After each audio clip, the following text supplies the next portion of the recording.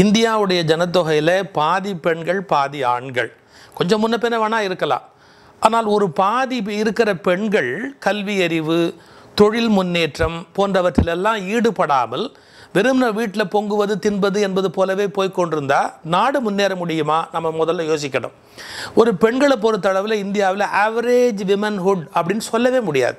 இந்த நாட்டில் இந்திரா காந்தி போன்ற மிகப்பெரிய பதவி வகித்த பெண்கள், வலிமையான பெண்கள், இப்படி பலர் இருக்கிறார்கள்.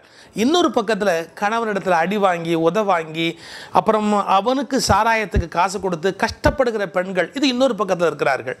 இப்போ ரெண்டு எல்லையில் தான் இருக்கிறார்களே ஒழிய ஆவரேஜ் விமன்ஹுட் இந்தியாவில் வளர்ச்சி அடைந்திருக்கிறதா என்று பார்த்தால் போதாது. அதற்கு என்ன காரணம்? பொருளாதாரத்தில் ஒரு பெண் எப்போதும் இன்னொருவரை சார்ந்து இருக்கிறாள். சமூக அந்தஸ்தில் ஒரு பெண் எப்போதும் குடும்பத்தில் அண்ணனுக்கோ அப்பாவுக்கோ கணவனுக்கோ கட்டுப்பட்டவளாகவே இருக்க வேண்டிய கட்டாயத்தில் இருக்கிறாள். ஒரு பெண்ணுக்கு விடுதலை என்பது எப்போது கிடைக்க முடியும்? கல்வி முதல் காரணம். 2, பொருளாதார தற்சார்பு இரண்டாவது காரணம்.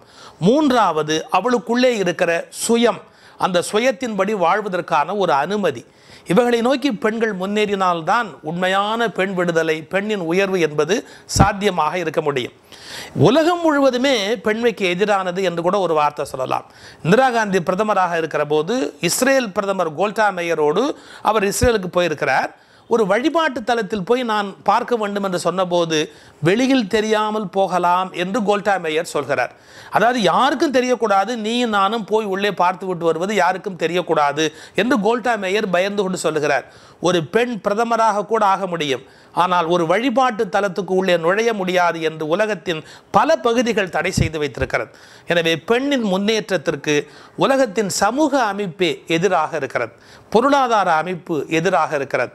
இதிலிருந்து வெளியில் வர வேண்டும் என்றால் கல்வி, பொருளாதார தற்சார்பு, சுயமாக தான் என்ன நினைக்கிறார்களோ அதுவாக ஆவது என்கிற தன்னை பற்றிய சுய அடையாளம், இவை இருந்தால் மட்டுமே பெண்கள் மிக உயர்ந்த ஒரு இடத்தை அடைய முடியும். வருகிற புத்தாண்டில் பெண்கள் இந்த லட்சியத்தை நோக்கி நகர வேண்டும் என்று நான் விரும்புகிறேன். எல்லோருக்கும் என்னுடைய மனம் கனிந்த புத்தாண்டு நல்வாழ்த்துக்கள்.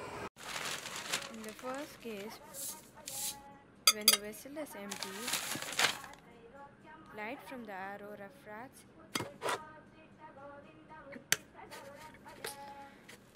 vessel is filled